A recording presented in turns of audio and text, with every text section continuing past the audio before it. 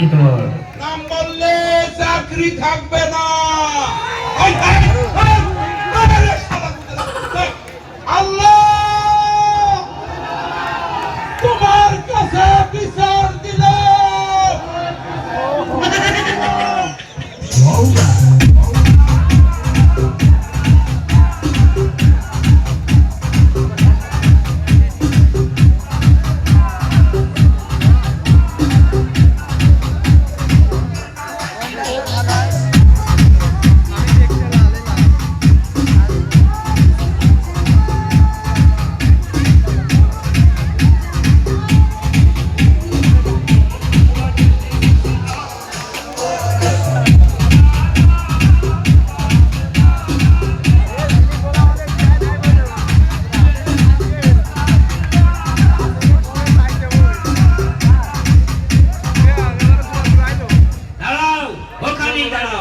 কিন্তু বাবা, আমি আর তো কোনো দোষ নেই, আমি আর তো কোনো দোষ করিনি। দোষ ওর একটাই দোষ, ওর একটাই দোষ, ওর শরীরে বইছে ইয়াকুব চৌধুরীর রক্ত। আমি বুঝতে পারি না ইয়াকুব চাচার সাথে তোমার কিসের শত্রুতা, কিসের দ্বন্দ্ব? কিসের দ্বন্দ্ব? তবে দেখবি, দেখবি তুই আয় আমার সাথে। ওই দেখ, ওই দেখ দেয়ালে টাঙানো ছবি একটা ধারি ছাগলের।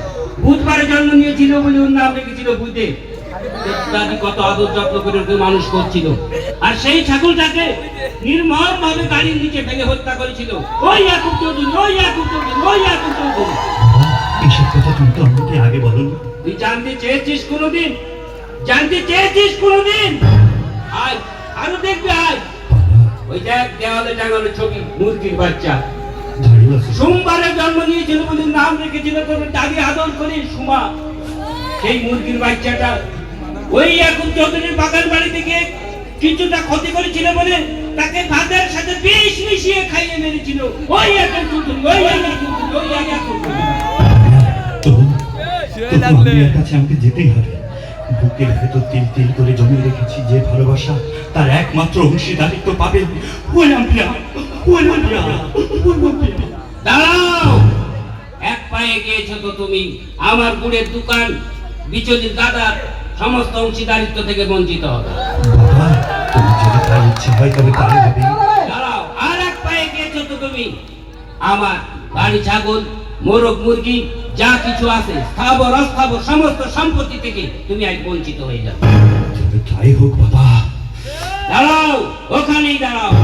আর এক পা এগিয়েছো তো তুমি তোমার আমার পিতা পুত্রের সম্পর্ক নষ্ট হবে।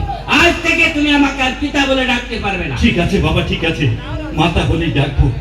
তবে আমাকে যেতে হবে। আসি।